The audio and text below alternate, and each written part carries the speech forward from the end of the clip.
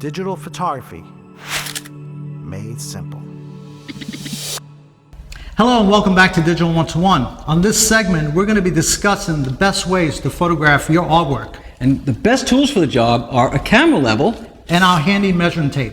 We're going to show you how you can achieve this simple and easy and technically accurate. So let's get to it and show you how a professional will photograph a piece of art.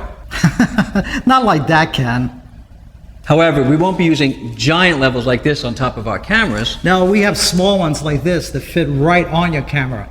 Later on in the show, we're also going to show you how you can do it at home with these methods very simply. The great thing about shooting artwork is that you can use a point and shoot or an SLR. In this experiment, we're going to be using our SLR, but when we shoot at home, we're going to be using a point and shoot, and at the end, we're going to compare the two and see how close they are.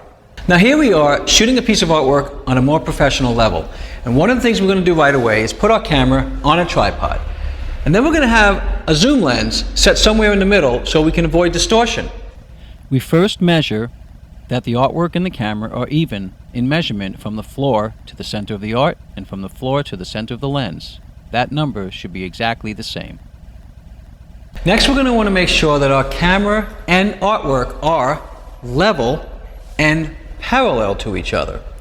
And the way we're going to do this is we're going to set our cameras and our levels up so that we have a horizontal line straight to the floor, which will then do the same for our piece of art. But then we also want to make them parallel to one another by taking our level that has a parallel level and put it to its side so that it lines up correctly, and then we do the same thing for our camera here. The level helps you achieve both. Your camera and artwork need to be level and parallel. But sometimes when a piece of art is hanging on a wall, there may be a little bit more of an angle to it because where it's hanging will sort of taper down to the bottom part of the painting. And what we want to do is add a shim or some kind of piece of cardboard that we can bring in behind it so that our artwork is now level to the wall, which will match our camera. Once we align both, the next thing we want to do is make sure we fill the frame as best as we can, because we want as little border around our artwork as possible. And then, when we set up our lights, we want our lights to be at right angles to our artwork and our camera. In the essence, we're creating a square and shooting across the diagonal. Now, we're going to want to use our lowest ISO setting so we can avoid any kind of digital noise. But what's really important when copying artwork is that our color is correct, because we don't want to mismatch any colors in our artwork. And so white balance is extremely important. Now, if we're using tungsten lamps, we want to make sure our camera's white balance is set to tungsten. And like here in our set, we're using studio strobes, which balance out to a daylight setting. So we want to make sure that our camera is set up for its daylight white balance. Now, setting up our f-stop on our camera, we want to at least be 2 stops down from the widest opening. So for instance, if we're at f4, we want to shoot at f8 for starters. But if we're shooting sculpture or more three-dimensional artwork, we're going to want more depth of field to keep that focus. So we want to go down to like an f11 or an f16.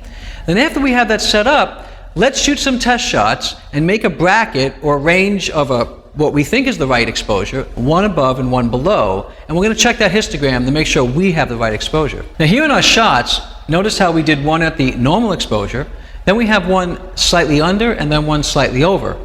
But we want to use our histogram to check for the proper exposure to make sure that we don't have any clipping in the blacks or the whites. Now we have a video on histogram that you can go and watch and learn exactly how the histogram operates. And truthfully, this is the best way to get the correct exposure, especially when photographing art. Another great tool to have when photographing artwork, especially when it's an oil painting that might have a sheen, is to use a circular polarizing filter. And the reason we use a circular polarizing filter is that we can actually spin it and we can see exactly where that sheen will disappear.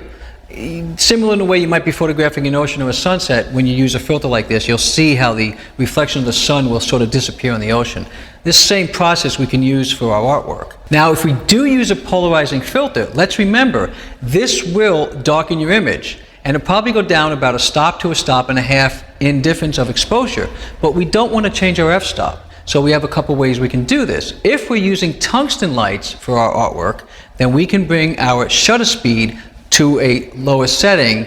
Say if it's 1/60th of a second, bring it down to a 1/30th or 1/15th. But with strobe lights like this, we want to actually power the strobe lights up to compensate for the difference here so that we don't alter our f-stops. Now, once we have everything set up and in working order, it's best to photograph as many pieces as possible that are the same size. When we have huge changes, that's when we may need to readjust our actual lights and camera and the whole set itself.